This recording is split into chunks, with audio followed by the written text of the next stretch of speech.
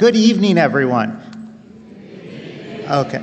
I'm Sam Schwartz-Fenwick, and I'm the president of the Board of Trustees at Anshe Emet, and it is my complete privilege to welcome folks both in person and online tonight for this evening of insight and reflection with Rabbi Siegel. This generously underwritten program is part of our speaker series to honor and celebrate Rabbi Siegel in the year leading up to his retirement. Tonight, we have the honor of hearing Rabbi Siegel engage in a discussion with Bret Stephens. As many of us know, Mr. Stephens is an American journalist and opinion columnist who's known for his commentary on foreign policy, U.S. politics, and cultural issues.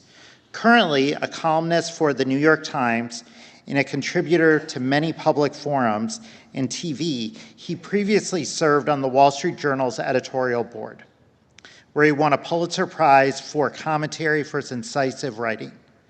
He also previously served as editor-in-chief of the Jerusalem Post.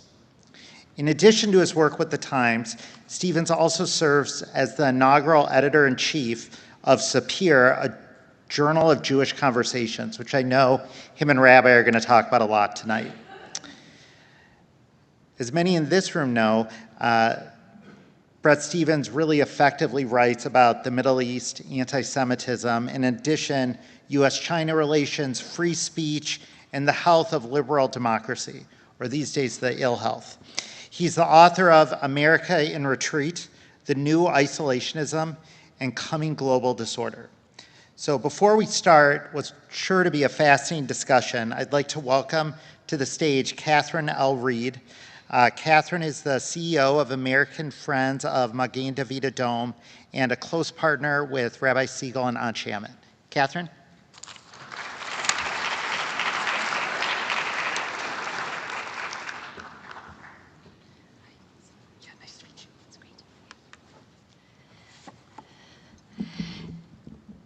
I'm short.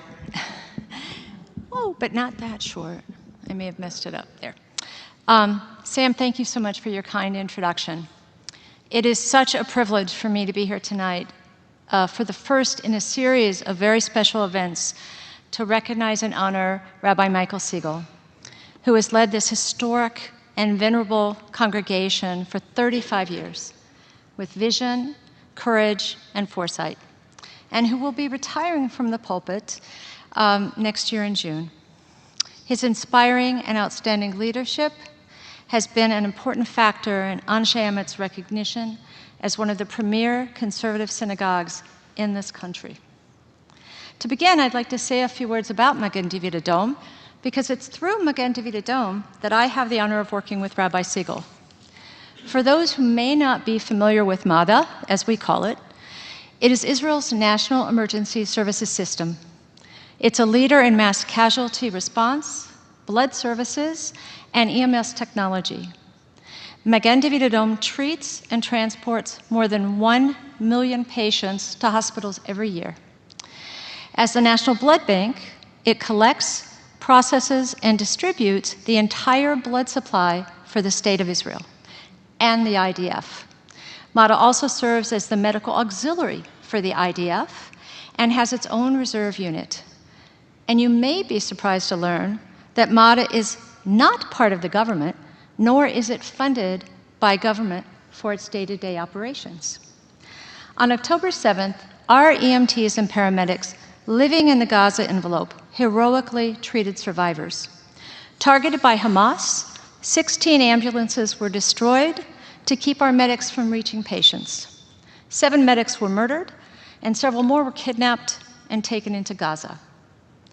We only recently welcomed home, with great sadness, MDA volunteer Ronan Engel, whose body was returned to Israel only on October 19th. MADA was first to learn of the attack in Gaza.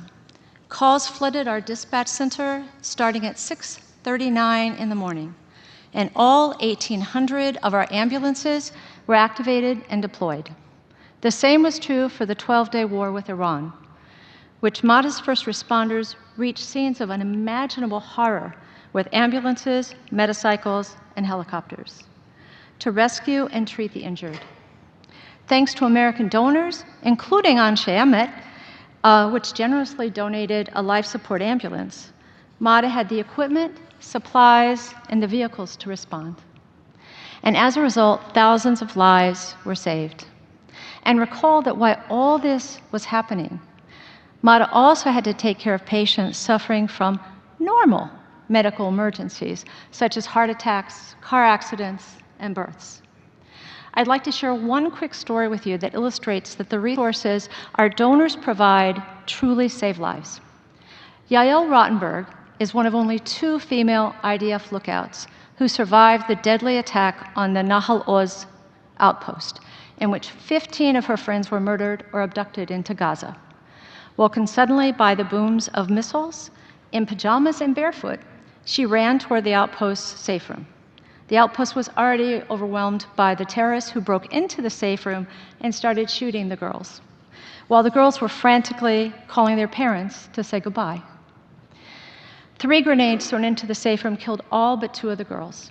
Yael, covered in the blood of her friends, suffered bullet wounds in her arms and legs, and laid for 7 hours before paratroopers were able to rescue her and transfer her to MADA. The paramedics were able to stabilize her, give her pain meds, and then transfer her out of the combat zone in an armored ambulance to a MADA field clinic, where she was then rushed to Barzilai Hospital. Her wounds were so severe that Barzilai decided that she needed to be transported into a hospital where she could be better treated away from the action.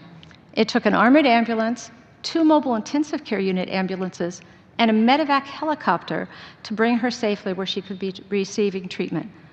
All of those vehicles were donated. To give sacred voice and greater visibility of MADA's life-saving mission, we are blessed to have Rabbi Siegel as a member of our National Board of American Friends of Magen David Adom. It is truly a gift to have him as a member of our lay leadership. And he has brought his wisdom and insights to our board and to our organization. Under his thoughtful leadership, he has helped AFMDA engage more deeply with the congregational and synagogue world. As part of this effort, Rabbi Siegel has been instrumental in creating our Rabbinic Advisory Council, with rabbis from across the United States who have provided valuable strategic advice and direction on this initiative. In response to the tragic events of October 7th, Rabbi Siegel moved quickly to mobilize a group of 10 rabbis to participate in a solidarity mission to Israel. This was a gut-wrenching and impactful experience, and upon their return, Rabbi Siegel and his colleagues eloquently communicated what they saw, heard, and felt to their congregations: the devastation of the communities in Gaza and the Gaza envelope, the anguish of the families of the hostages, MADA's response to the tragedy, and the remarkable resilience of the people of Israel. Rabbi Siegel has been instrumental in establishing an ongoing partnership with the United Synagogues of Conservative Judaism, and we plan to do the same with the Reform movement and the Modern Orthodox umbrella as well. Recently, Magen David Adom's work has been shared with conservative synagogues in the United States, and over 60 sponsored blood drives have helped to replenish local blood banks while educating donors about MADA. We're exploring other ways to enhance our rabbinic and congregational presence, and we look forward to benefiting from his wisdom as we go from strength to strength. In closing, I want to invite you to consider making a gift in Rabbi Siegel's honor to Magen David Adom, in recognition of his meaningful and extraordinary accomplishments. Your generous support would be truly valued and much appreciated at this critical time. Given Israel's ongoing security threats, about which I am sure we will hear, and they are still daunting, it will enable MADA to fully equip and prepare to respond to whatever crises or challenges lie ahead. If you wish to honor Rabbi Siegel in this way, please see members of our Midwest team, Richard Zellen and Jennifer Schnipper, in the lobby after the program. They stand ready to be of assistance. Thank you again for the honor of participating in this wonderful evening, acknowledging Rabbi Siegel's tremendous legacy as senior rabbi of Anshe Emet. I also want to take the occasion to publicly acknowledge and to express my heartfelt thanks and appreciation to him for his wise counsel and involvement with American Friends of Magen David Adom, fueled by his unwavering commitment to Israel and to Madha's life-saving work. Thank you.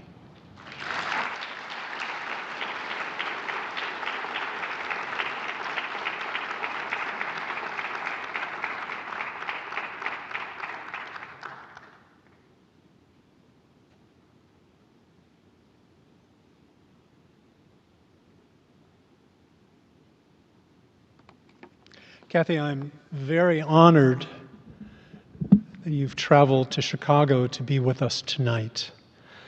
And it is a privilege to work with Magen David Adom here in America and really support that life-saving work. There are few things more important than the work that the volunteers, the more than 30,000 volunteers in Israel do. And we look forward to building a stronger relationship with synagogues across the country. But I'd like to give Kathy a round of applause and her staff for all that they do.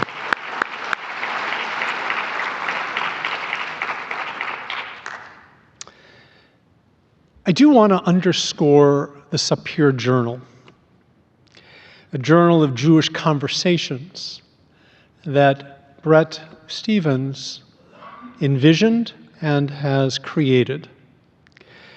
If you do not subscribe to Sapir, then I would strongly encourage you to do so.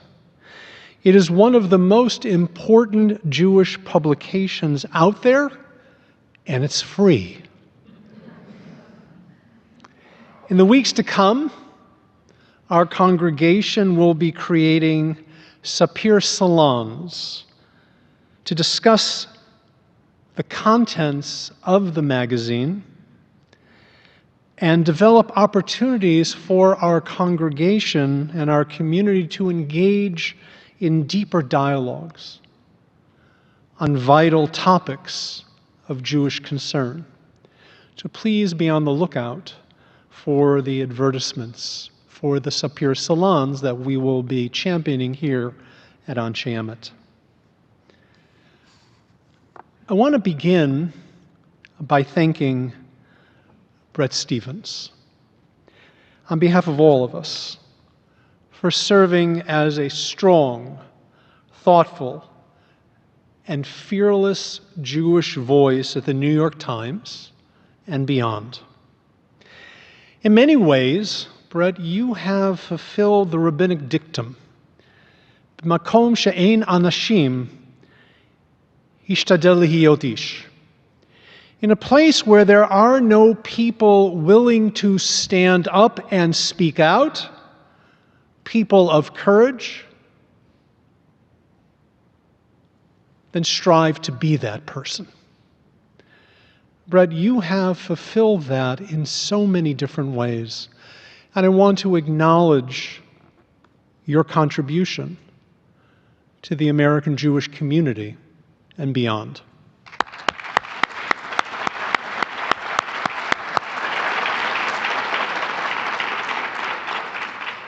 So please join me in welcoming Bret Stephens.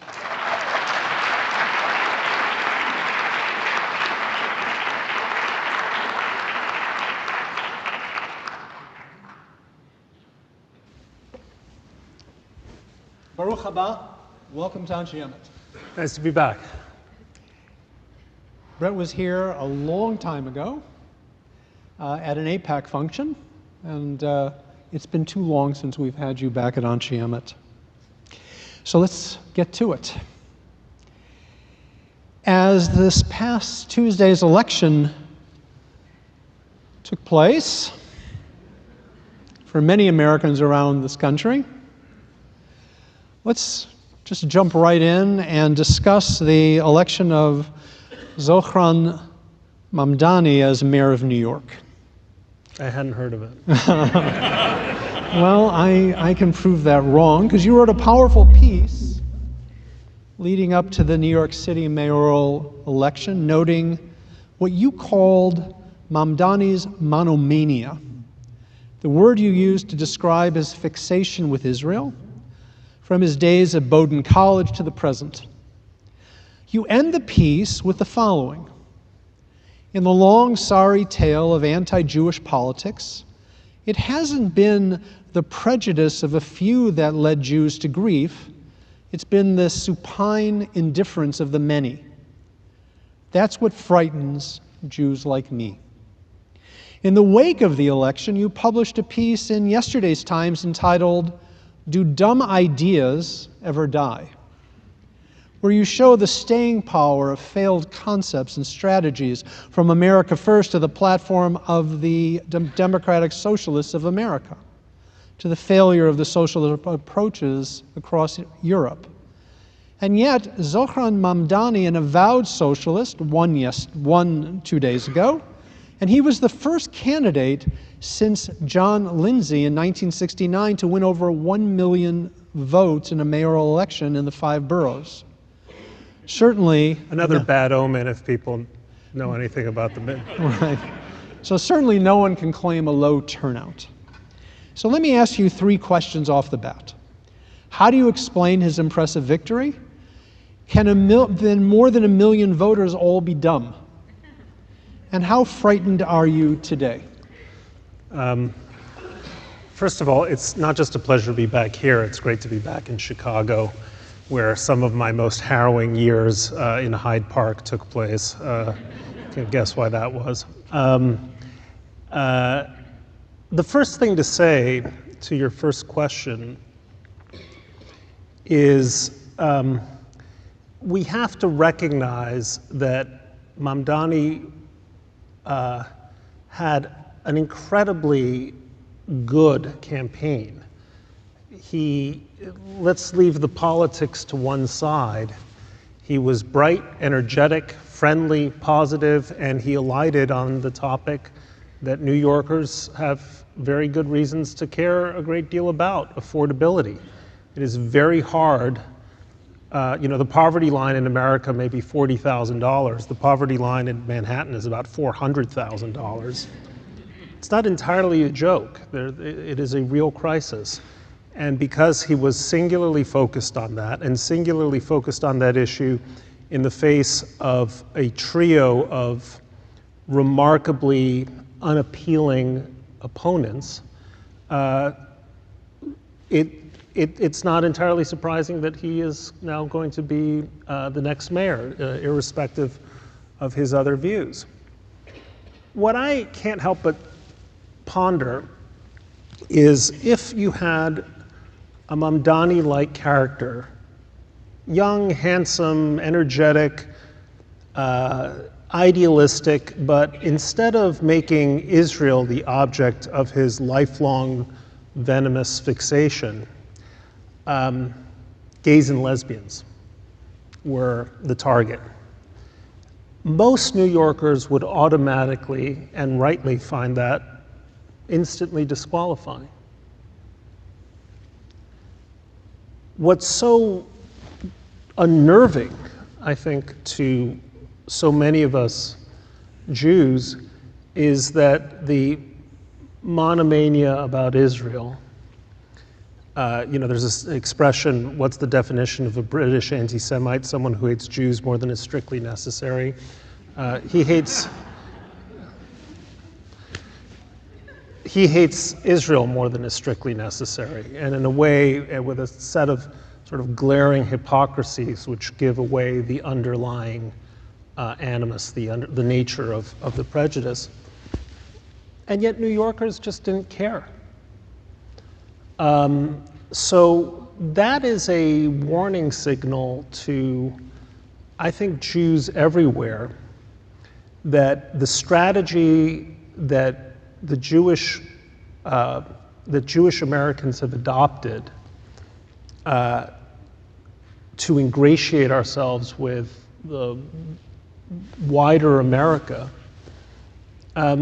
isn't working, has conspicuously failed. And I think this is a moment, I don't know if 1897 Karl Lueger's election as mayor of Vienna is comparable, but this should be a loud and ringing wake-up call to the American Jewish community that what we've been doing for the last 70 odd years or 80 odd years is not going to serve our political interests particularly well going forward. Well, that's chilling. And Lugar was one of the... I'm answering one of your questions because I don't want to go on endlessly. No, I won't. We're happy to listen. Okay. But Lugar was one of the inspirations for Herzl. And so... He was one of the inspirations for Hitler also. Yeah. Well, then let's dig a little deeper. It's been estimated that one third of the New York Jewish community did vote for Mamdani. And they voted for him even though he refused to disavow slogans like globalize the Intifada. What's going on here? Well, fortunately, the stereotype about Jews being smart was conclusively disproven on Tuesday evening. Look, I would say that also is representative of a failure on the part of what you might call the institutional Jewish community to make support for Israel, at least some baseline of support, a bedrock value among a majority of Jews. I also think it is part of a longer story about Jewish politics in the diaspora, in which there was always some portion of the Jewish community that participated for one reason or another in anti-Jewish politics. This is not a new phenomenon. You can go back to medieval Spain and find the same currents. You can go back to the French Jews of the 19th century. Until he ran afoul of the system, might have said that Alfred Dreyfus belonged to that tradition of wanting to be more French than the French. And it's the same story in Germany. There's a beautiful book, Amos Celan, The Pity of It All, about Jews in Germany up until 1933. And for whatever reason, I think we Jews are very blind to the fact that there's a pattern in our history in which our zenith ends up being our precipice. If I were to sort of draw Jewish history on a chart, it would look like this. Like falling off a cliff. In 1922, the most important man in Germany was Walter Rathenauer, and the greatest scientist in Germany was Albert Einstein, and the greatest doctor in Germany was Otto von Meyerhoff, and the greatest philosopher, not only in Germany, but arguably the world, was Edmund Husserl. They're all Jews. That's 1922. That's 11 years before Hitler comes to power. So, would I like to think that America is different? Yes, and I can make a case that it is in some fundamental sense different. But we need to be alert to the fact that, historically speaking, our welcome in diasporic society, in foreign societies, ends, and it tends to end much more abruptly than we think is possible. And I think partly it ends, and this is one of the things that has been kind of on my mind. The strategy of the American Jewish community for most of our 70 odd years here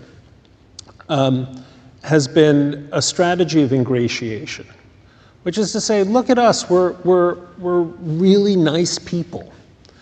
Polio, we cured it. Your charitable needs, we funded them. In one way or another, your social justice organization, we're right there as your allies and your funders and all the rest of it. And by the way, we're funny, we're a little neurotic, but kind of in a nice way. We're Jerry Seinfeld and we're Cher Horowitz from the greatest movie of all time, which was Clueless. It's amazing that Clueless could be made in the 1990s, and nobody commented on the fact that the gorgeous heroine of the story, the Emma of the story, is Cher Horowitz, like obviously Jewish. And so ingratiation kind of served our purposes as a kind of a broad communal strategy very effectively. The problem is that a strategy that is purely about ingratiation fails to achieve something that every other minority community, I think, requires, which is respect. And I contrast that to the Israeli approach, which has really been a respect strategy. Which is, you don't need to like us, but you need to know you better not mess with us. And I think a lot of Americans have looked with skepticism, if not horror, at the Israeli approach, which is like, so Middle Eastern. Why do you want to be the tough guys? Why can't you just prove by giving up more land, how magnanimous you are? And Israel, in fact, tried that during the Oslo years, and the result of the Oslo years was the explosion of the Second Intifada, which I lived through as editor of the Jerusalem Post. Israel's survival strategy really is a respect strategy. Don't mess with us. And by the way, that's why, to the extent that Israel's made headway with its Arab neighbors, it's that they finally got the point. Yeah, we better not mess with them. We can't bully this little country. They're much tougher than they look. I wonder whether it might not be time, and whether Mamdani's election isn't the signal, that we also have to adopt that respect strategy. To say, we have some baseline demands. And if these demands aren't met, we are going to call you out. And we're not going to participate as your partners or your allies in whatever it is that you want to do. And the model really is, I think, the African American community. Black America after 1964, after the civil rights victories, didn't sit still and say, well, there's no, Jim Crow is gone. We've overcome the legal architecture of discrimination. They went further and they stamped out the cultural architecture of hate by simply making it intolerable for people to make jokes at their expense, to utter racist comments at their expense. And you can say, at times maybe it went overboard, but it meant that we have a culture in the United States that understands this is a powerful taboo, and by and large, white America respects it. And that's a good thing, because taboos are also barriers between civilized and barbaric behavior. I think the Jewish community in America has essentially been lowering the standard for what is an anti-Jewish slur, to the point that unless you're basically running through the room screaming, you bloody Jews, or making some obviously anti-Semitic comment, people will say, well, was it anti-Semitic? It was a criticism of the state of Israel. And that's how we got to where Mamdani is. I know I'm going on a bit long, but Mamdani could say all of these things which were naked double standards, overt anti-Semitism disguised as anti-Zionism. And the Jewish community, those 38% of people who voted for him, said, well, the issue is affordability, or I don't care, or I also don't like Benjamin Netanyahu. And that represents a set of failures that must have begun in kindergarten and then moved up all the way through their graduate education.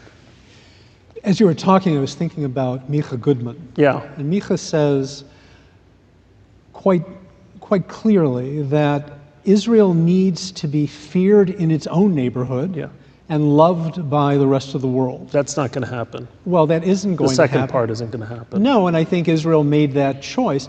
But one of the things that I don't think you're figuring into this is the power of Qatar, Al Jazeera. The black community wasn't dealing with an entire network pumping out a message on a daily basis, which demeans and makes Israel into the Antichrist in the world. I think that there's something that needs to be figured in there. I just completed the foreword to what will be the reissue of a great book by a great Chicagoan, To Jerusalem and Back by Saul Bellow, which was first published in 1976, the year he won his Nobel Prize. And Bellow recounts the time he spent in Israel, a few months, where he meets with Rabin and Paris and the notables, Abba, even the Israeli notables at the time. And he recounts this lunch he had with then Prime Minister Rabin, in which he says, Israel is losing the propaganda war. The Arabs do a much better job of persuading Europeans. And then he cites one European intellectual after another, one American academic after another. They've all soured on Israel. This is not a phenomenon that can be explained by Qatari money suddenly saturating the news feeds or the social media feeds. It is an old story.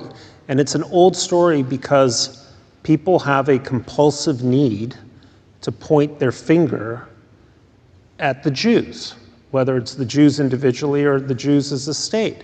Now, and by the way, it's not just, and you can go back before 1967, when supposedly the moment when Israel lost all of those wonderful Dutch people who were waiting with open arms for the state of Israel to collapse so they could be nice to the desperate Jewish refugees and atone for their sins in the Second World War.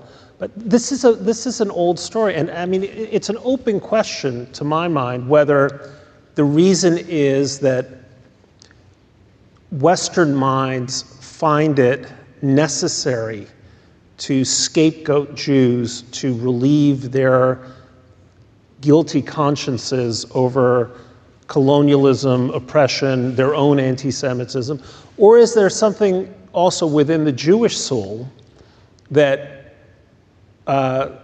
raises expectations, and then when those expectations are disappointed, invites a particular kind of ire? My sense is it's a bit of both. Eric Hoffer, the philosopher, he said, Israel is the only country in the world expected to behave like a Christian nation. And he said that, by the way, in 1968, when there were no settlements, and Israel had supposedly been the little David that had stood up to the Goliath of the Nasser regime.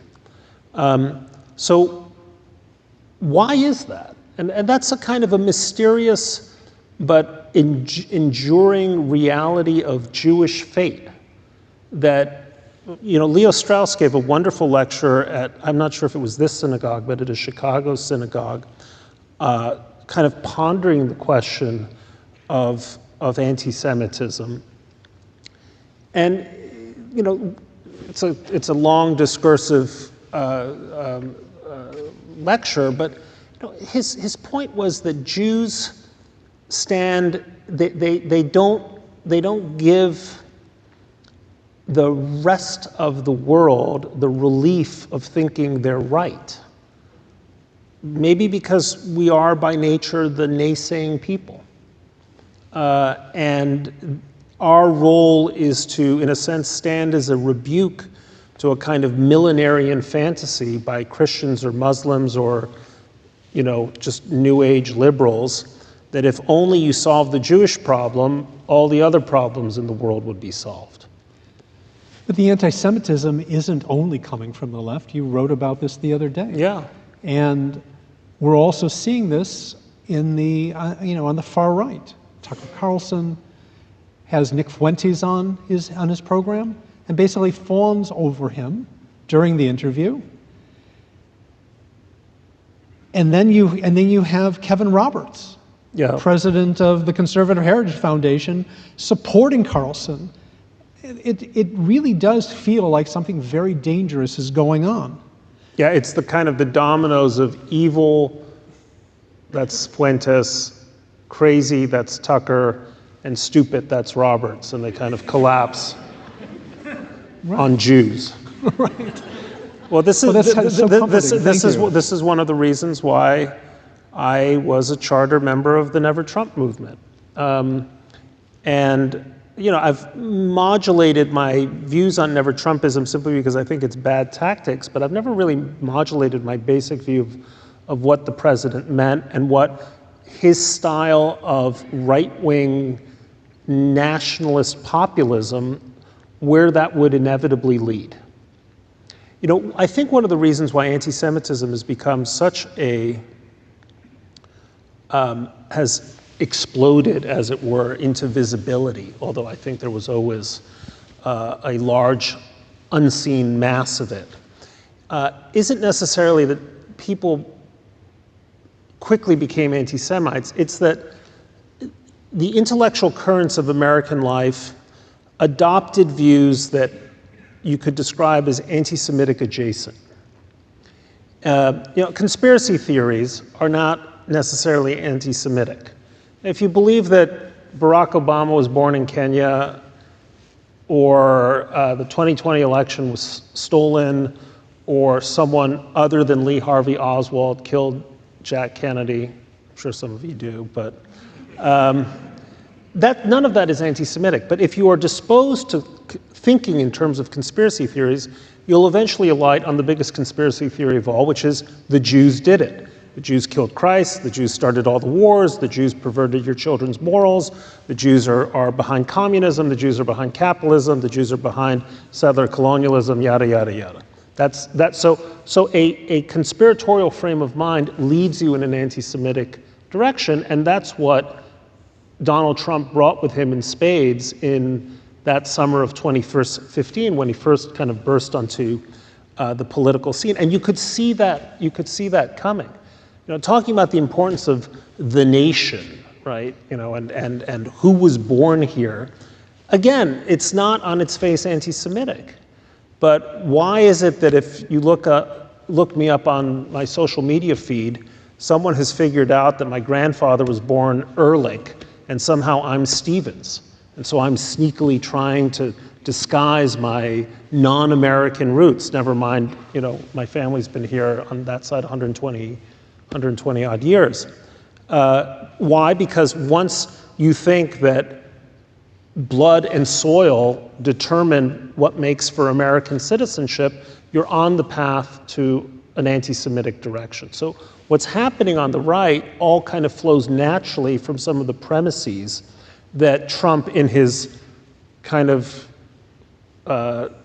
half-witting way, brought with him. By the way, it's the same as on the left. If you think that the worst thing in the world is privilege, right, and that you need to confront people in their privilege, then you're going to you're eventually going to figure out that a great many of the privileged people are Jewish. Now, we used to in America call these people successful, and we'd say, oh, Mike Bloomberg came from a lower middle class family, got fired from his job at Solomon Brothers, had a clever idea, was massively successful, and now look, and we would admire that. And in fact, kind of one of the paradoxes of American life is that the people who brought with them this idea that worldly success was a sign of divine favor were the Puritans, who were really Calvinists, and Calvin was an anti-Semitic preacher from Geneva. But that concept, meaning if you've made it,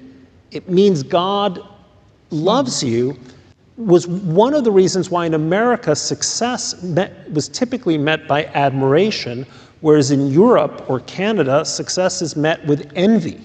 There is no tall poppy syndrome, if those of you who are familiar with that expression, there's no real tall poppy syndrome in the United States, or there wasn't until this term privilege became so ubiquitous on college campuses. Check your privilege. What exactly is that supposed to mean? And usually the people who are saying it, like Mamdani, are actually the heirs to considerable fortunes and are really the privileged ones, whereas the schnooky Jews who made it by the skin of their teeth and are suddenly wealthy don't fit that bill. But this idea entered into the discourse of the left, and now it leads to these anti-Semitic conclusions. By the way, the other idea that's now on the left, which drives me bananas, is this business about settler colonialism. I was giving a lecture in Australia about a year and a half ago at the Sydney Public Library.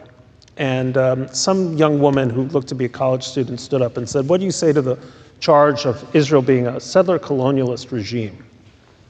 And I looked at this audience, there were about 500 people in the audience, and I said, would anyone here with Aboriginal roots please raise their hand? Not one person did. I said, I hate to tell you this, but you're the settler colonialists. And your friends in New Zealand, across the Tasmanian Sea, unless they have Maori roots, they're settler colonialists. Our very pleasant neighbors up in the north in Canada, all settler colonialists. And we Americans, the bigger settler colonialists of all. And if you happen to live in California, Arizona, Colorado, Utah, Nevada, or Texas, and Oklahoma, you're twice a settler colonialist because you stole it first from the original inhabitants and then from its rightful Mexican owners. I grew up in Mexico, so I feel strongly on this point. The only group that I can think of, the only movement I can think of that represents the longest anti-colonial movement in human history is Zionism. I mean, we talk about the word Zionism, but if you think of what Zionism is, there was Zionism during the Babylonian captivity. Hanukkah is about Zionism. It's about fighting an anti-colonial struggle. The Roman era was an anti-colonial struggle. The Byzantine era, the Mamluk era, the Ottoman era, and then finally the British era. And the Jews were fighting all of them for 2,500 years. And this is not mythology. This is demonstrable historical fact, richly backed up by contemporaneous accounts and literature. And so the people who are complaining about settler colonialism are accusing the one group that is the antithesis of settler colonialism of being settler colonialist. One last point about this, which is that one of the things that we're dealing with is an ingrained and maybe irreducible stupidity that is very hard to struggle against because you can't win against, what is it that Mark Twain said? Once you have all the fools in town, you've practically won. So here's a question from Yossi Klein Halevi that I mentioned before. I was speaking to him yesterday, and I asked him what he would want me to ask you. He said, how worried are you about the physical safety of American Jews? While he doesn't want an aliyah of desperation, Yossi wonders if you think that is coming from American Jews. So I had a police presence living in my driveway for a certain period of time this fall on account of a threat.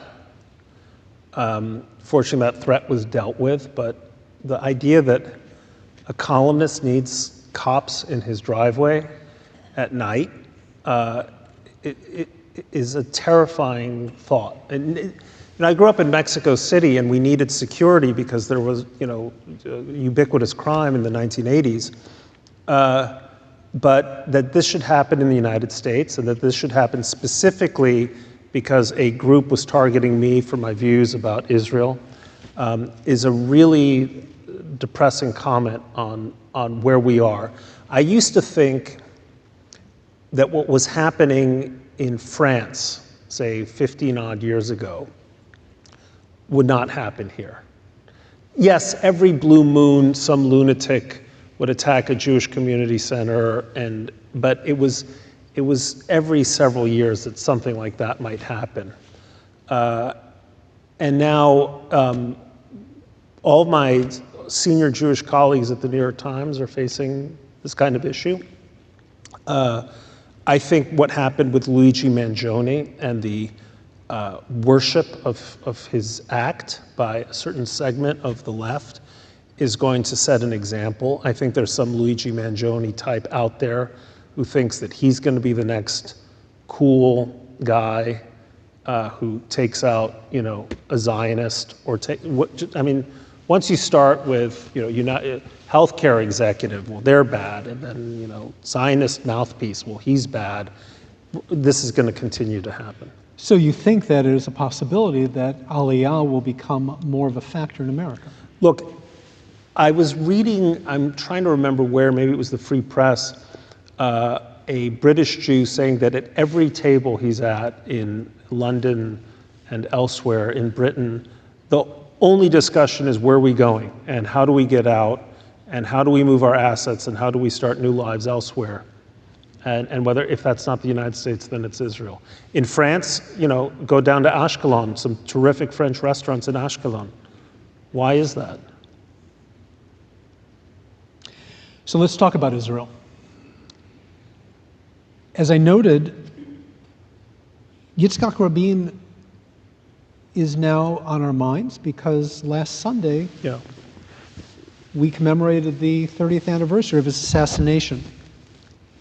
I would suggest to you that many of the voters, and I don't want to go back there, but I just want to comment that many of the voters in the New York election grew up only knowing the post-Rabin era.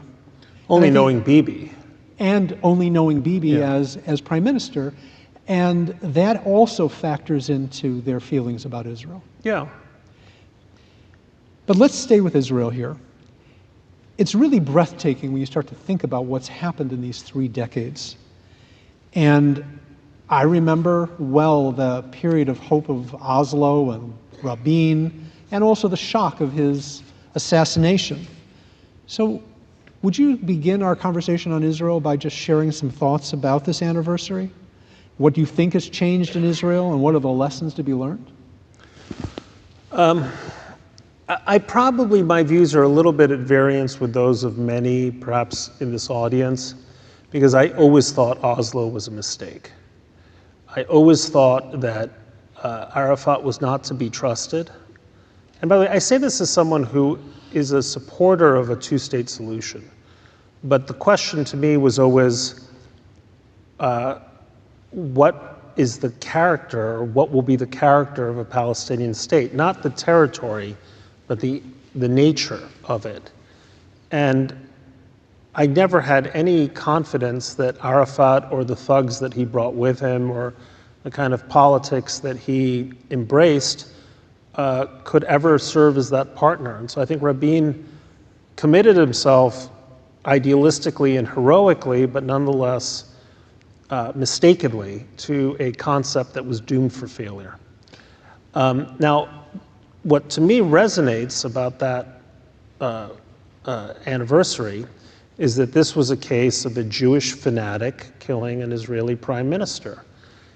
And I saw echoes of that on the eve of October 7th, when Israel was so wretchedly divided by a completely gratuitous exercise in the so-called judicial reform by a heedless prime minister whom I know well enough to actually despise for good reasons, as opposed to the, oh, I hate Bibi reasons. So you come by it honestly. I come by it honestly. Not a nice guy. But what was so terrible about the judicial reform actually wasn't the idea that Israel didn't require some kind of tinkering with the system. It's that politics in Israel can't simply be conducted the way politics in the United States are, as a kind of a winner-take-all, we won, so we get to rule phenomenon. Politics in Israel is also politics within the family. If I tell my spouse, I think it's a good idea for us to do X, and she says, over my dead body, it might be the best idea in the world. It's not happening, right? And that's when the argument ends, and that's when it should have ended in Israel, when huge numbers of Israelis basically said, over my dead body, this judicial reform. And instead, he pursued it, I think, selfishly and heedlessly, and persuaded Yahya Sinwar that Israel was at a moment of unique weakness, and then was the time to strike. And in that sense, for whatever his many achievements, and there have been achievements, I think in 500 years, the Jews will remember Bibi as one of the worst leaders of our history. Would you agree that if you took Bibi out of the equation and October 7th happened under someone else's watch, that prime minister would have done made 90% of the decisions that Bibi made, as some argue? Yes, and by the way, having said just that, I think a lot of what the government Bibi accomplished post-October 7th is laudable and was courageous, nothing more so than the 12-day war with Iran, which had to happen and came out about as well as one could have hoped, by ultimately bringing in the United States to provide, I think, a pretty decisive physical but also psychological blow against the largest threat that Israel faced. And yeah, other leaders I think would have made many of the same decisions. They might not have been quite as bold because Bibi had more to make up for. On the other hand, we are now reckoning with a really serious problem that Israel has. I mean, I said earlier, Israel was never going to be able to find the love of the wider community. I mean, the wider community didn't even wait 24 hours to start calling Israel a genocidal state, at wonderful institutions like Harvard. So it was already baked in. But that being said, I'll just give you an example.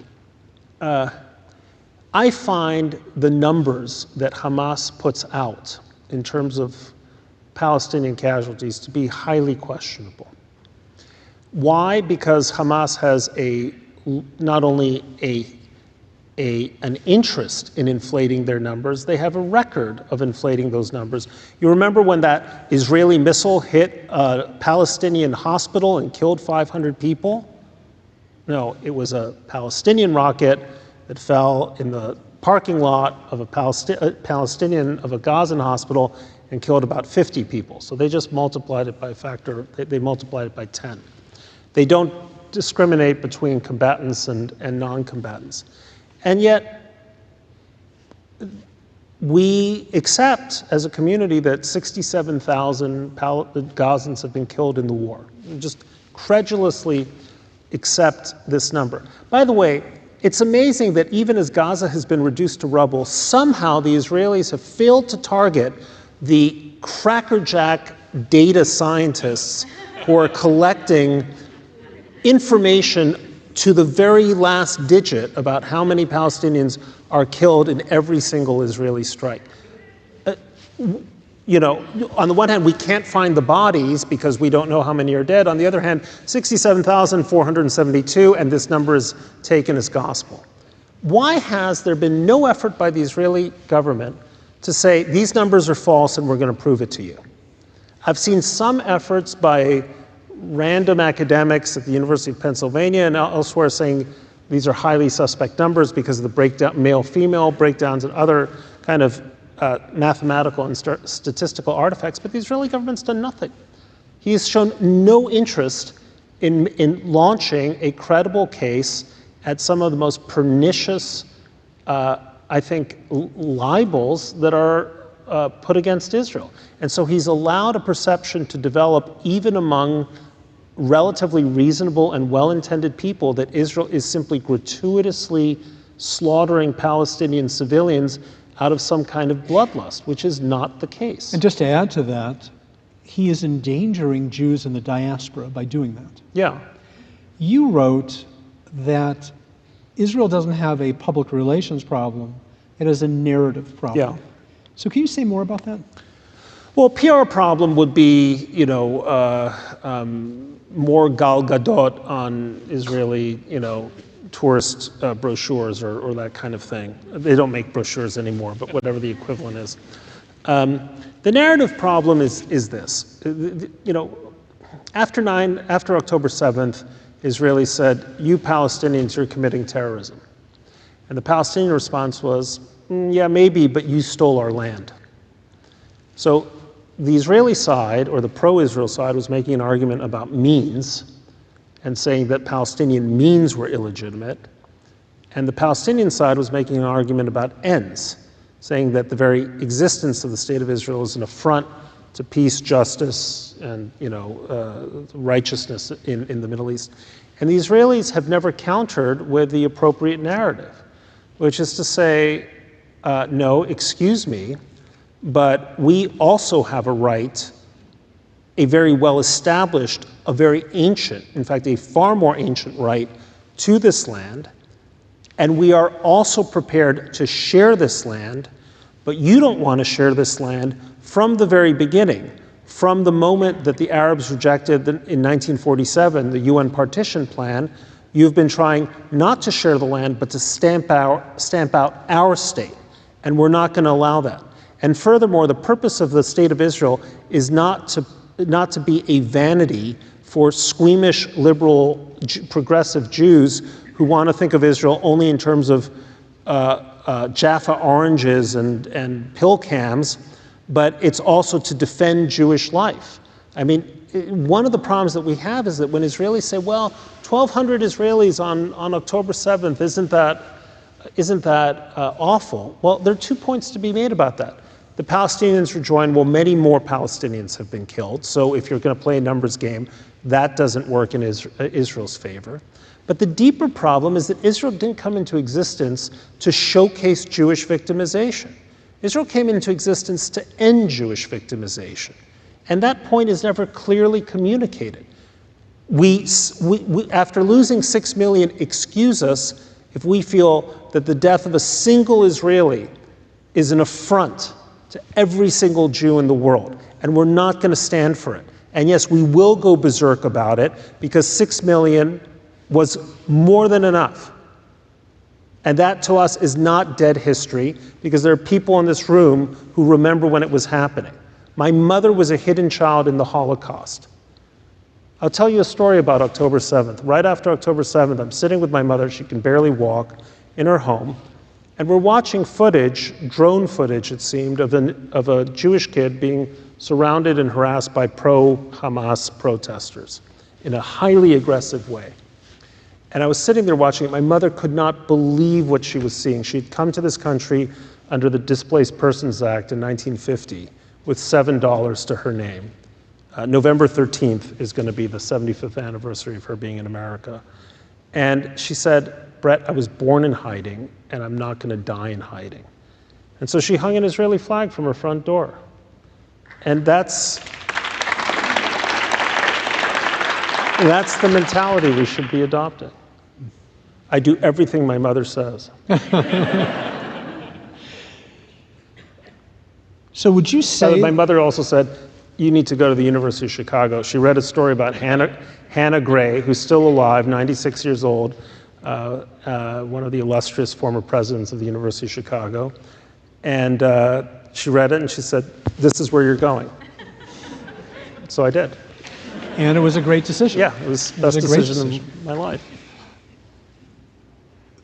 What would you say to someone who asked you if Israel won the war that began on October 7th? Well, I believe it won the war. Because? Because it has defeated and humiliated and humbled all of its enemies. Winning the war, unfortunately, our enemies are not going to do us the service that the Japanese did by signing formal documents of surrender.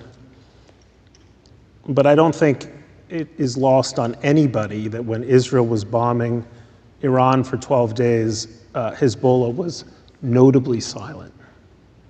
And that was the signal admission of their defeat. And Hamas, somewhat less so, but it is the fact that at the end of the day, they readily accepted the terms of a peace deal that were essentially written in Jerusalem. So what do you think the future of Gaza is? I think the likely future of Gaza is pretty bleak because I think that, Michael Oren said this, phase 1 is the final phase.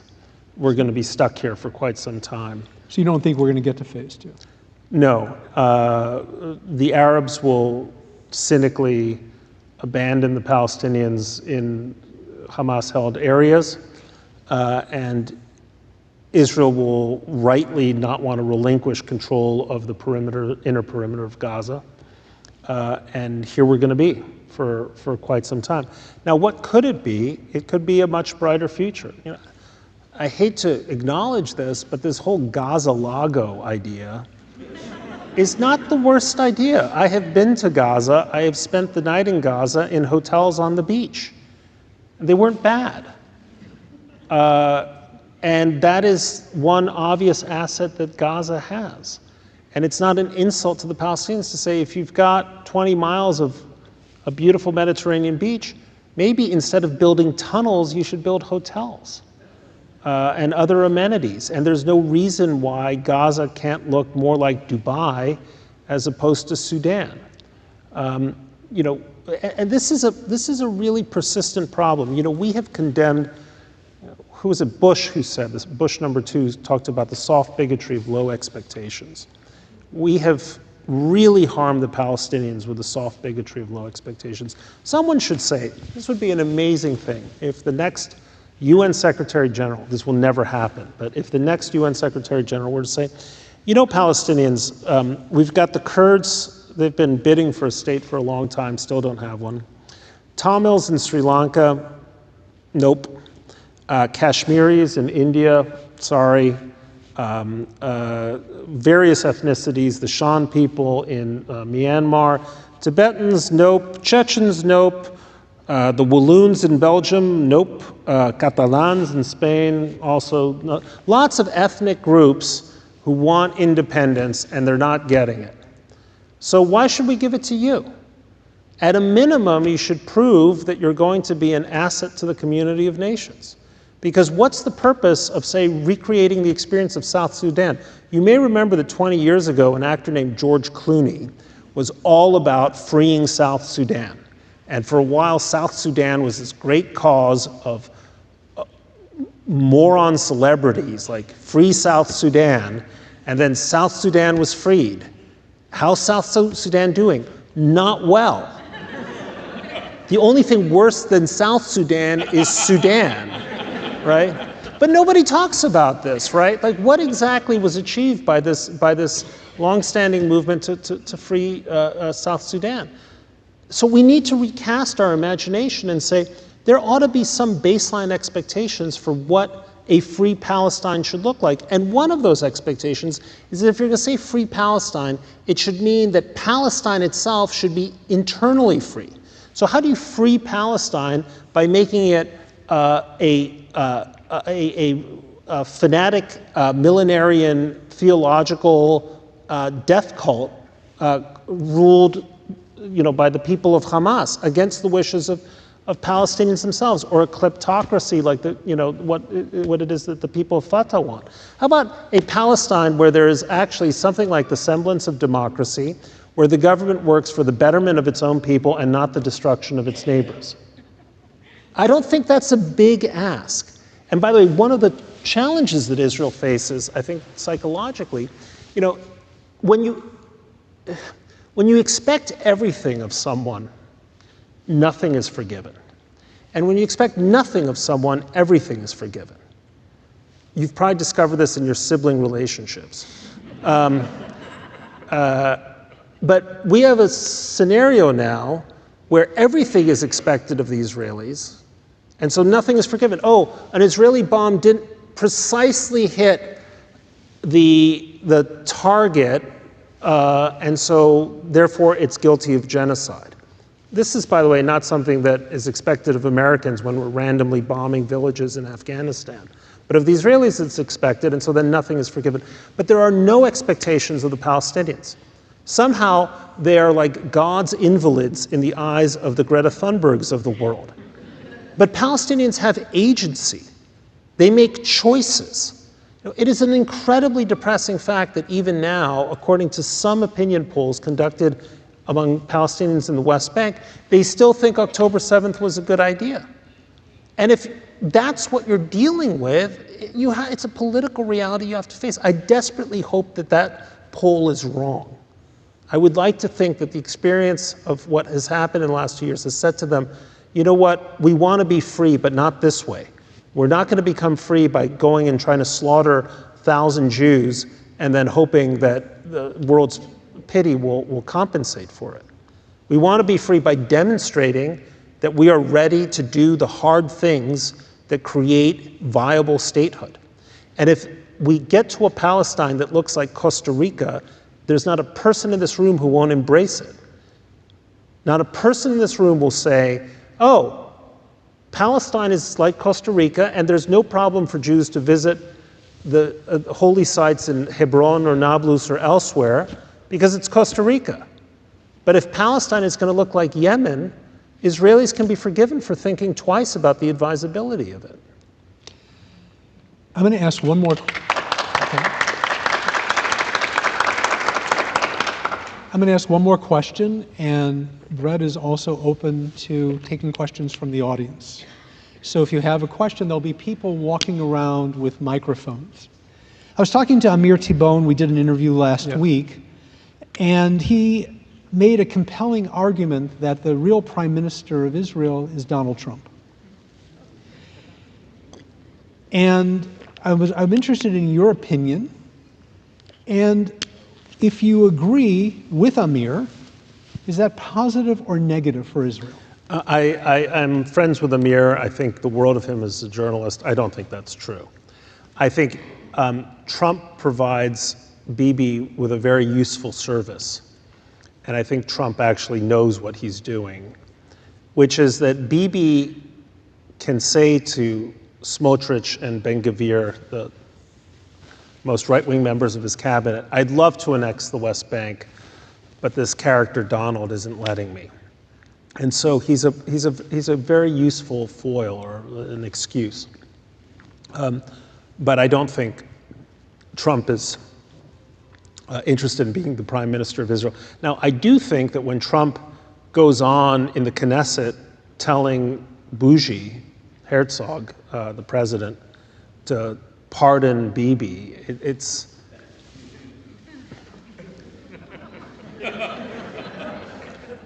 You know, it's like when you're, I don't know, if you've ever been in like Las Vegas and you see someone horribly drunk, you're just like, oh, I don't want to look at that.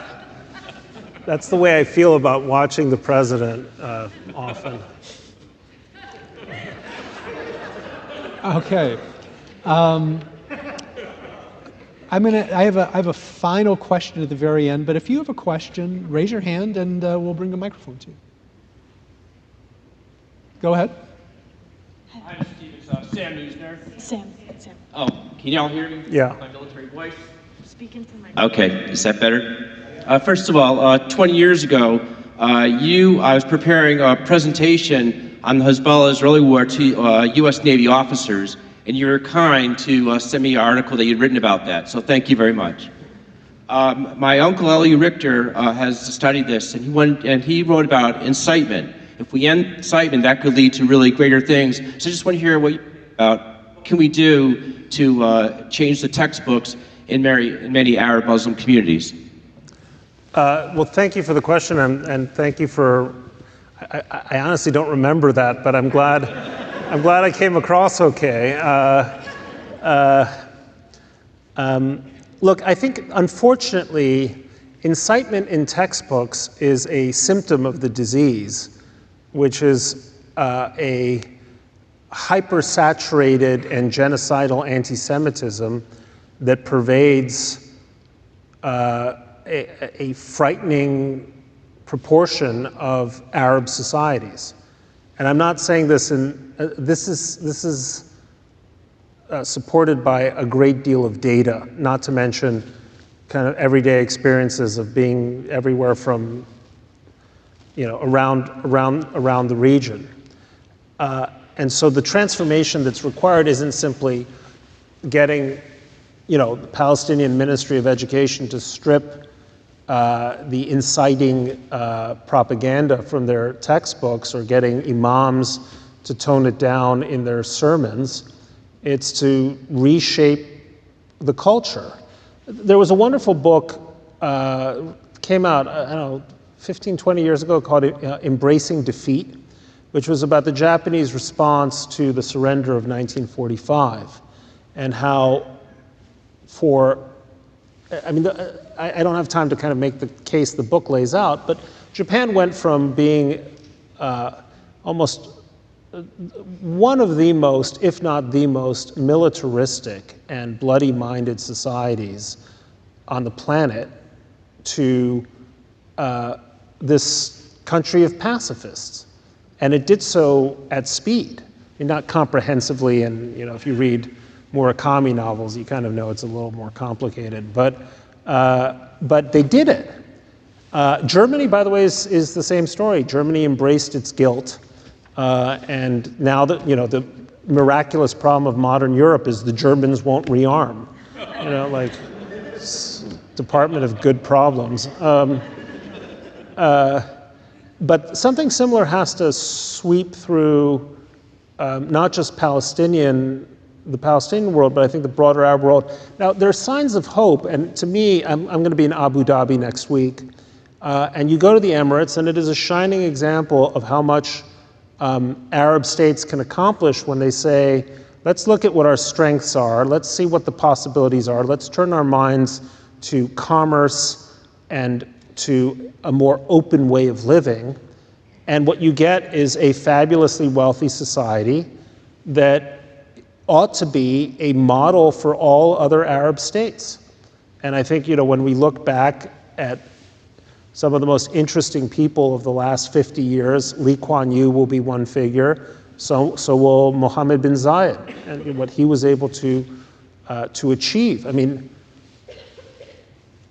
Dubai was a microscopic spot on a map of a British kind of protectorate 50 years ago, and so it's just extraordinary. But that is going to require far-reaching cultural changes that I don't see much evidence of. What I do, however, fear is that every time the kids on campuses go out and chant, Palestine will be free, they are giving moral rescue, moral succor to all of the forces within Arab communities and Palestinian community that are opposed to that vision. And that's, I think it's a tragedy. I try to avoid the term pro-Palestinian. I think of these protests as pro-Hamas or anti-Israel, because a pro-Palestinian position would seek to rid the Palestinian people of theocratic rulers. A pro-Palestinian position would not want Palestinians to be repeatedly dragged into ruinous wars by those rulers. So, and a pro-Palestinian position would care about the rights not just of, quote, Palestine, but Palestinian women, Palestinian gays and lesbians, Palestinian journalists operating in fear for their lives, anyone within Palestine who isn't conforming to the political or ideological doctrine that's being enforced in the bloodiest way imaginable. So avoid the term pro-Palestine.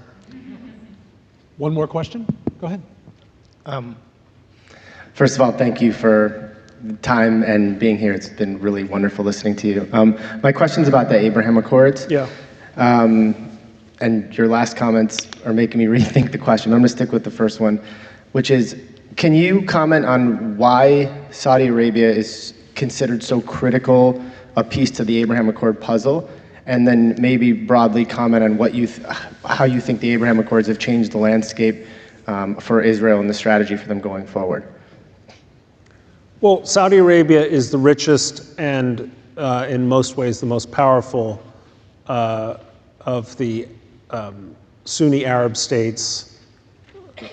We could talk about Turkey separately.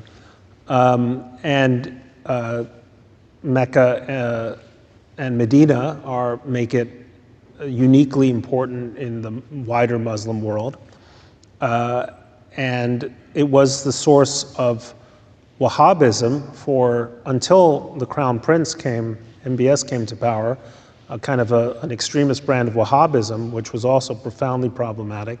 So it's absolutely natural that wanting to bring Saudi Arabia into the Abraham Accords is the right thing to do, would be an amazing achievement, would indeed help transform the Middle East, and I think would be beneficial both to the Israelis and the Saudis themselves. And by the way, I think, here's placing a minor bet, and you can scold me if I'm wrong the next time you see me. Before Trump is out of office, Saudi Arabia will join the Abraham Accords. It would not have joined the Abraham Accords if Israel hadn't first defeated Hezbollah and Iran and Hamas. It would not join forces with a Jewish state it thought was weak.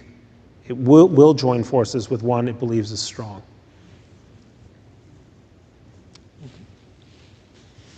There's a lady over here. Go for it. Go for it. In my work as a journalist for publication circuit recently, I've had to do research about Donnie and to make sure that our coverage was brought one. And I think that the monomania very spot on. I think that for people looking at the Jewish creatives focus on Israel, what Zionism, there are going to be people who are less well-versed in the history of Zionism, why Jewish Americans care so much about this country in the Middle East, is that argues that we have a bit of modern media about this particular issues.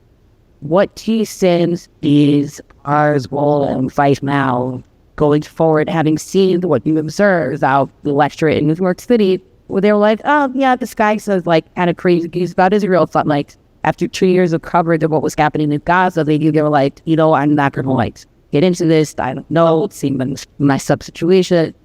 Is it on us to try to help people understand better why Jews, people like Mondani, is problematic? Or are we really supposed to go the Israeli route and see, you don't like us, that's fine? Is that the most productive solution in this situation? Look, I at least, maybe because I'm in the persuasion business, I repeatedly tried to make the case to people who I perhaps too generously assume have room temperature IQs,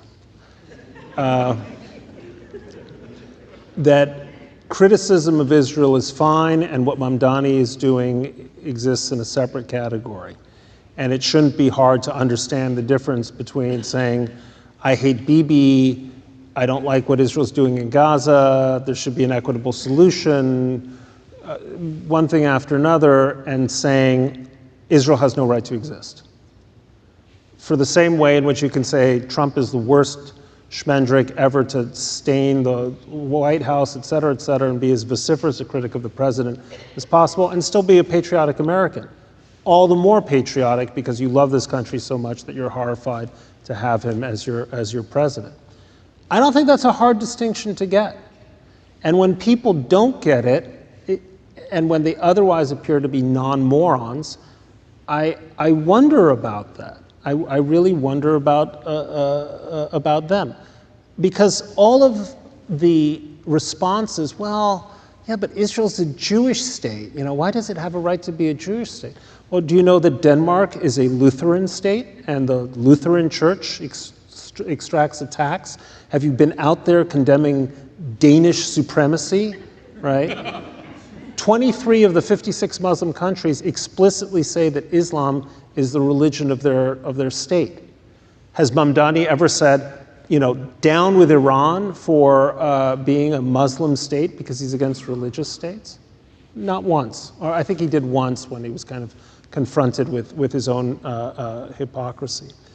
And so I think that in some ways these things can be patiently explained, but my wife's German, so she likes the expression, I will explain this once. I kind of feel that way. We deserve, or we owe it to those critics to try to explain this, and if they don't get it, then the Israeli attitude seems to me the appropriate one. I'm gonna. I think we have time. I'm gonna ask one more question. All right. That's okay, unless you're open to more questions. I'm open to more questions. Well then, we'll go ahead, Joan. Oh, okay, fine. Does someone else can bring the microphone down? Joan in the first row. Yes, I think we're very much aware that one of the big problems we're having in America is the younger people, meaning even 40 and under, 30 and under. And where did we miss? We have a city, we have a country filled with Jewish organizations that are supposed to be making things better, inter whatever groups. And what can we do as American Jews to help our younger people, our young adults, understand all the parts of Judaism you talked about today? Well, I mean, it's a wonderful question, and it's a very important one because, I started out by saying in this conversation that Mamdani's election represents a really profound failure by the organized American Jewish community. We are preaching to the converted, and the converted are usually older. And why has that happened? I'd mention a few things. The first is too much of Jewish identity for young people is tied up in the Holocaust and not a lot else. And this Holocaust obsession by Jews is counterproductive. First of all, Jewish identity is positive, it's not negative. It's forward-looking, not backward-looking. And to go back to the point I made about Israel, we should not be in the business of trying to advertise our victimization. It's not at the core. I mean, I'm not trying to diminish the Holocaust. I'm obviously the son of a survivor, but it became this obsession. I was just out in San Francisco and sat through this very well-meaning presentation because they're going to build a new Holocaust museum there. And I thought, okay, this is a vanity project because it will be called the so-and-so, the Edith and Joe something or other Holocaust Memorial Center and education, it's something like that. $50 million. $50 million, how about build a new Jewish day school? By the way, one is being done right here in Chicago. Right, and that's we have members of our community exactly. are very involved, and it's a very exciting moment for Chicago. So this brings me to my second point. The single most important thing American Jews can do is provide affordable Jewish education to every Jewish family who needs it.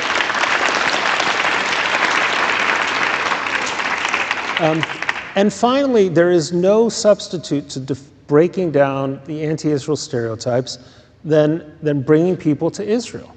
People, I mean, this is demonstrable. And right now you have an amazing program called Birthright, which is stretched thin, but it should still be expanded. There's a lot of Jewish philanthropic money. And it's going to a lot of projects which strike me as like essentially burning money. There's, I won't say who, but a very prominent Jewish philanthropist has decided that anti-Semitism is his thing. He's going to fight anti-Semitism. Forget about anti-Semitism. Talk about Semitism, okay?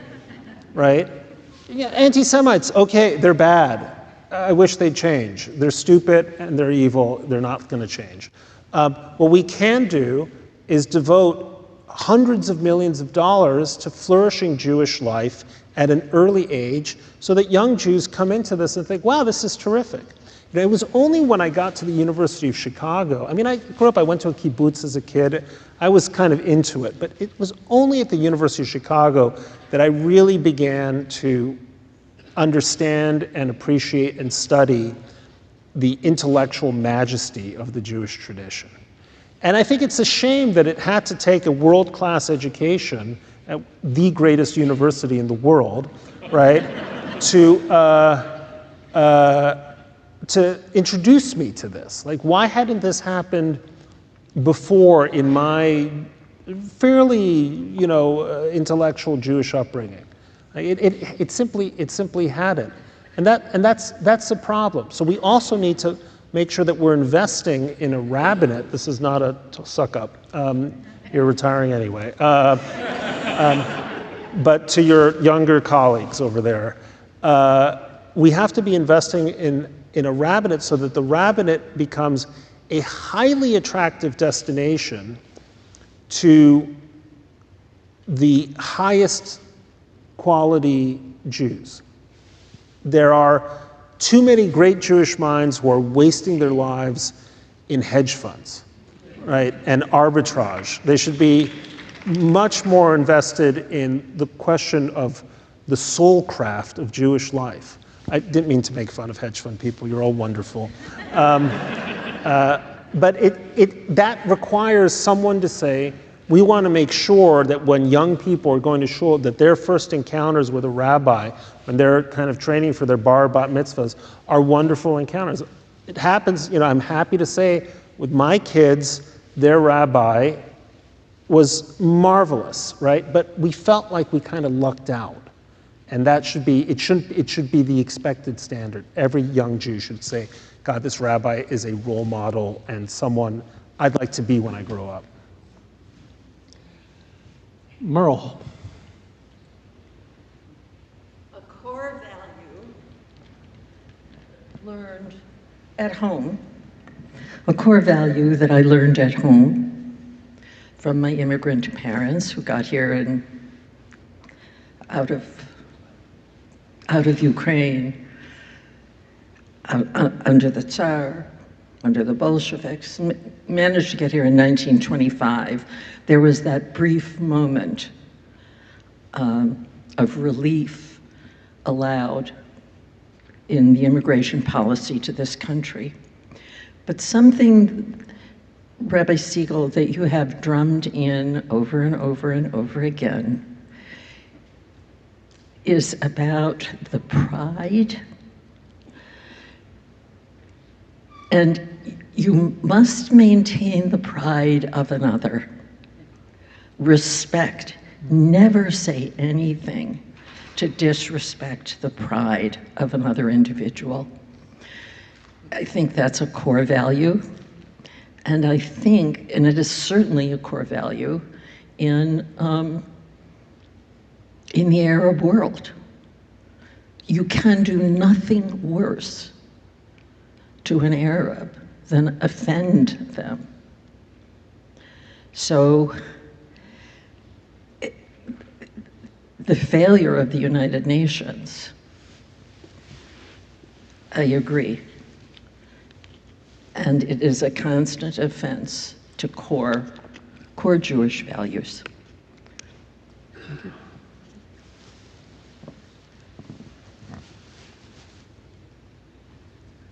Can we take the question in the back?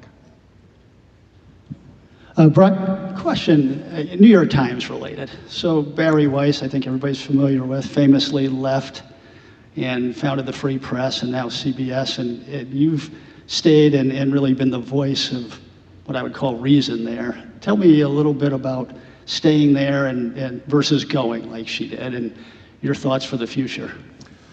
Barry was my mentee when she came to the Journal, Wall Street Journal in 2007. I'm incredibly proud of what she's accomplished. And she's a generational talent. So I get this question a lot. The New York Times, even if you hate it, is far and away the most important publication in the world. I learned this in a funny way. When I worked at the Wall Street Journal, if I was on a plane somewhere, every so often the person sitting next to me would say, "Oh, you're Bret Stephens of the Wall Street Journal." And I was, "Yeah, oh, I like your column," and that was that. And when I got to the Times, I was in Grand Central, and it's a train station in New York, and I have to remember where I am, and I wanted a hot dog, and so I went to get a hot dog, and the guy selling me the hot dog said, "You're Bret Stephens of the New York Times." And I thought, the reach of the thing is astounding. So the Times has always had one clarion voice that runs counter to some of the paper's other columnists. And that was Bill Safire for a period of time. It was Abe Rosenthal. And I'm honored to think that I am in that tradition and trying to live up to their standards. And I get a lot of people who come and complain about the Times, and then they say, "But you keep me sane." So I think that's a worthy job to fill. It's also the fact that I'm read around the world, and that matters to me because foreign policy is what I write about. So the Times is a really fantastic, for me, an incredible platform. And by the way, for all the complaints I hear about the Times, you cannot be an informed human being unless you read the New York Times. Whether it's what's happening on the front lines of Ukraine or in the world of classical music. I mean, it is every week the Times publishes as many words as Shakespeare wrote in his life. And the whole paper is examined minutely by an army of pedants, you guys. And so, yeah, the paper obviously makes mistakes. It's a human enterprise, and I obviously don't share many of the views that are expressed in the paper kind of publicly or kind of implicitly, but I'm very proud to be there, and I think that, at least certainly in the corner of the world I operate in, as a center-right conservative, as a proud Jew, and as a proud Zionist, I can't think of a better place to be. I'm going to first thank you for your generosity with time with us and the privilege of having you here at Anshe Emet and hearing your voice. And I'm going to ask one last question. Yes, go ahead. What gives you hope about Israel? What gives you hope about American Jewry? And what gives you hope about the United States of America? Well, I'm totally hopeful about Israel. I'm optimistic about Israel. Just go to the country. It's fantastic. The people are fantastic. It's just amazing. I mean, there they are being hit from every side, not just rockets and terrorism, but moral calumny by the bucketful. And they're standing up and they're proud of the nation they've made. And you meet Israelis, and they are people with an inbuilt sense of purpose. I reflected on this in the foreword I wrote for the Saul Bellow book. America, this huge land where everything is, more or less everything is permitted, everything is limitless, the choices are endless, and yet life is aimless, or it's hard to make it not aimless. I think that's especially true if you're a young American. For Israelis, they don't have that problem. And as confining as the country's geographic borders are, it harnesses their soul to a kind of a sense of what they should be about. And so I find when I meet Israelis a certain kind of confidence and a sense of the point of their lives that I experience nowhere else in the free world. And so I'm massively optimistic about Israel. By the way, Israel, when I first went and lived on a kibbutz, was this podunk third world country where it took half an hour to make a phone call. It's real. Some of you remember that, right? It's unbelievable how wealthy, modern it is. And by the way, how good-looking everyone is. In Israel, even the non-good-looking people are good-looking. They're all like Brian Abrahams here. Like they're all just like gods wandering around, blessed by the heavens. American Jews I'm worried about. And I think we need, as a community, to think very hard about our survival. And let's leave aside the kind of gory scenarios of, pogroms. There was once a powerful Swedish American community with churches and newspapers and Swedish language institutions, centered around Minneapolis or Minnesota. It's all gone. People will say, oh yes, my grandmother or my great-grandmother was Swedish or something, but there's no Swedish American life. So we American Jews have managed to walk this kind of razor's edge of being a part of America and apart from America. And it's difficult, it's a difficult thing that we've done, but it's very easy for these things to come apart. And I worry about whether we're going to be able to do it outside of the most committed Orthodox parts of our community that do the most to separate themselves. Now, finally, about the United States, look, if you kind of look at the long course of American history, if you're worried about, say, ICE raids here in Chicago or other affronts to what we consider our American values.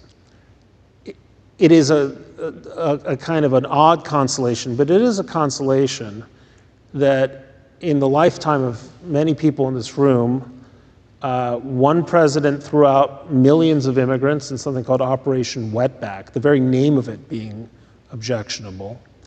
Another president put 130,000 Americans into concentration camps because they happen to be of Japanese descent.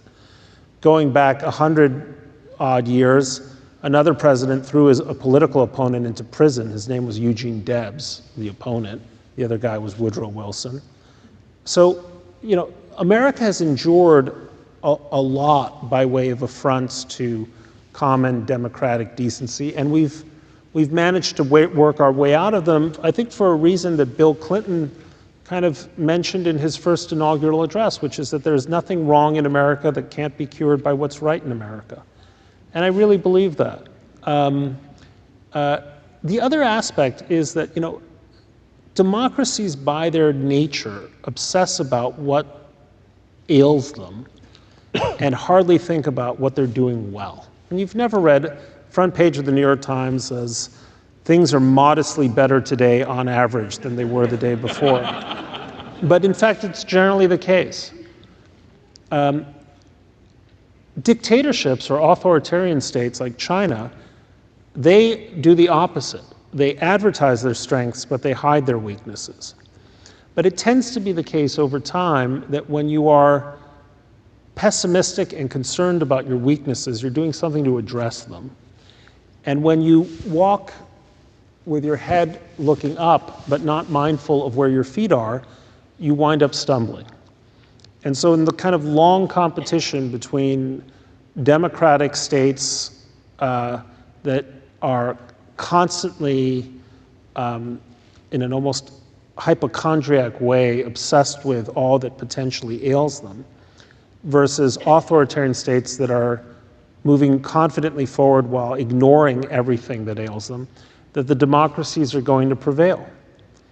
And I think the United States is going to eventually prevail, not just in a geopolitical contest, but because all kinds of amazing things are happening in America that you just didn't read about in the paper, in the pages of the New York Times, because we're only concerned about the problems.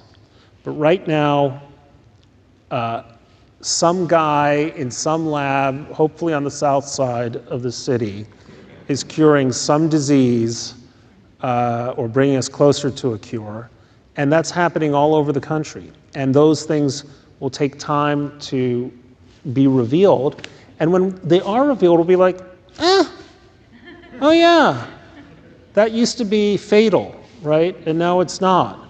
And we'll move forward, and we'll continue to obsess about all of our weaknesses, but we'll move forward. Bret Stephens, thank you.